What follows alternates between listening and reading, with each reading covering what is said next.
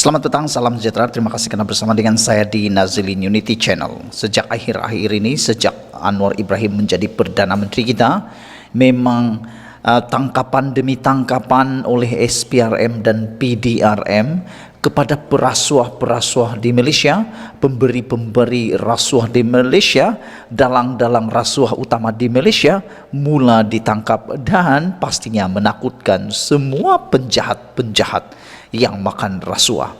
Bagi kita yang tidak makan rasuah, ini satu berita yang amat menggembirakan kita, dan kita berdoa supaya apa yang berlaku sekarang ini terus-menerus berlangsung sampai bila-bila dan dapat membersihkan nama baik negara kita, seterusnya dapat memajukan negara kita. Manakan tidak, dengan rasuah, saudara-saudara sekalian, negara kita bakal lingkup, negara kita akan kerugian bukan sekadar 1, 2 juta, 100 juta, tapi berbilion-bilion, dan pastinya kesannya bukan sekadar dirasai oleh generasi pada waktu ini, tetapi ianya juga akan menular sehingga ke generasi akan datang. Bayangkan saja contohnya sebuah jambatan yang bernilai 100 juta gara-gara rasuah, ianya hanya memakan belanja, digunakan belanja hanya 20 juta, yang 80 juta lagi disakau, ditelan, dimakan, ditelan entah kemana.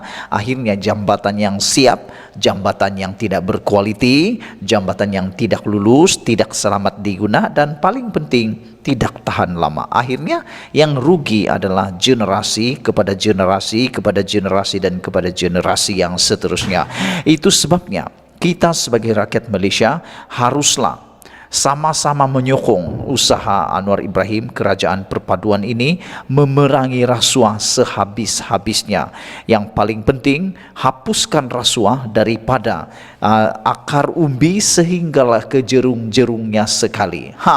Hari ini kita dikejutkan lagi dengan satu laporan bekas pengurus Badan Berkanun direman 6 hari gara-gara rasuah. Bayangkan kalau selama ini kita dengar kerani, kita dengar orang-orang bawahan, grade-grade rendah yang ditangkap oleh SPRM, dihadapkan ke muka pengadilan. Tetapi sejak kebelakangan ini jarang sekali kita mendengar orang-orang yang kecil-kecil, grade-grade yang kecil. Tetapi yang kita selalu dengar adalah pengurus besar, pengarah besar, menteri, bekas menteri, dan sebagainya. Petang ini kita dikejutkan pula dengan tangkapan atau reman kepada bekas pengurus besar sebuah agensi badan berkanun di bawah Kementerian Pertanian dan Keterjaminan Makanan yang telah direman selama 6 hari bagi membantu siasatan berhubung dakwaan meminta dan menerima rasuah RM47.000 pada 2021. Bayangkan saudara, rasuahnya bernilai RM47.000. Nilai ini sebenarnya jika dibanding dengan perbuatan dan dosa itu amatlah sedikit, maka hidupnya, keseluruhan warisnya akan rusak. Bahkan kalau dituduh dan disabitkan pula bersalah dan dimasukkan ke penjara, sia-sialah hidupnya dan terpaksa pula membayar ganti rugi. Walaupun kes ini telah berlaku pada tahun 2021, namun jangan dilupa sekarang ini amat-amat efektif dan amat-amat agresif SPRM, sehingga kan pengurus besar yang sudah bersara ini tetap didakwa dan direman untuk membantu siasatan, meminta dan menerima rasuah ini. Bagi kamu yang pernah menerima rasuah, bagi anda yang mau bercadang menerima rasuah atau meminta rasuah atau memberi rasuah, fikirkanlah. Mungkin anda fikir hari ini anda minta, tahun depan sudah dilupa. Jangan sama sekali berpikir seperti itu, kerana belum pasti selepas 2-3 tahun mungkin kes anda akan dikorek dan akan menyebabkan anda meringkuk di penjara.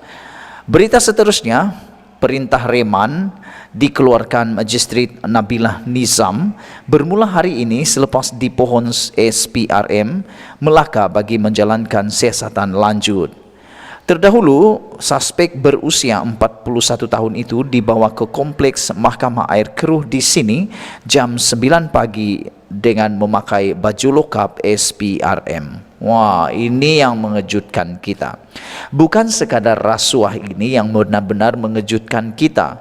Sudahlah nilainya hanya Rm47.000.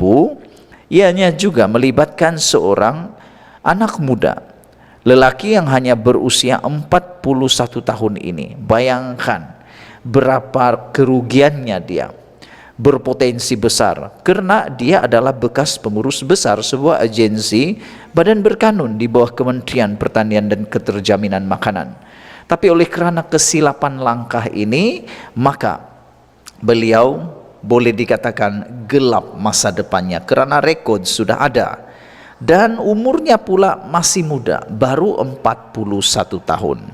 Terdahulu SPRM dalam kenyataannya malam tadi memaklumkan suspek disiasat kerana meminta dan menerima rasuah wang sebagai balasan memperakukan kesempurnaan projek kerja pembersihan, penyediaan tapak serta infrastruktur di bawah pakej rangsangan ekonomi prihatin rakyat prihatin bernilai Rm90.000. Ini yang saya bagi contoh tadi itu. Mudah saja, baru saja saya bagi contoh sudah benar-benar berlaku. Bayangkan projek yang tidak sempurna ini diluluskan sempurna kerana menerima rasuah 47.000 tersebut sebagai balasan memperakui kesempurnaan projek kerja pembersihan, penyediaan tapak serta infra di bawah pakej rangsangan prihatin rakyat. Yang betul mengejutkan kita pula, kes ini berlaku dengan menggunakan dana pakej rangsangan ekonomi prihatin rakyat. Nah, saudara-saudara sekalian, siasatan awal mendapati suspek memperakukan kesempurnaan projek terbabit dengan balasan meminta dan menerima wang rasuah sebanyak Rm47.000 daripada syarikat yang berjaya memperolehi sebut harga berkenan.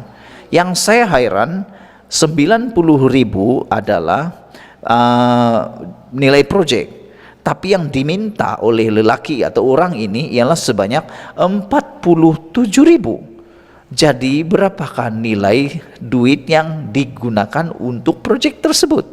Lebih daripada separuh nih bosku, lebih daripada separuh yang diminta. Jadi yang sebahagiannya membuat projek tinggal 40.000 lebih. Nak melaksanakan projek, nak bagaimana siap? Bagaimana pula kesempurnaannya? Pastinya penyempurnaannya tidak akan sampai kepada matlamat. Suspek ditahan ketika hadir memberi keterangan antara jam 10 malam hingga 10.30 malam semalam di pejabat SPRM Melaka bagi membantu siasatan yang sedang dijalankan menurut kenyataan itu. Sementara itu, pengarah SPRM Melaka Muhammad Sahrir C. Saad ketika dihubungi mengesahkan penahanan berkenan. Katanya kes disiasat mengikut Seksyen 17E Akta SPRM 2009 yang mana jika sabit kesalahan boleh dikenakan hukuman denda 5 kali nilai suapan atau Rm10.000, mana yang lebih tinggi, dan penjara tidak melebihi 20 tahun. Sekian dulu untuk kali ini isu paling hangat berkaitan dengan projek semasa pakej rangsangan ekonomi prihatin rakyat bernilai Rm90.000 dan rasuah bernilai Rm47.000. Kita jumpa lagi, bye bye.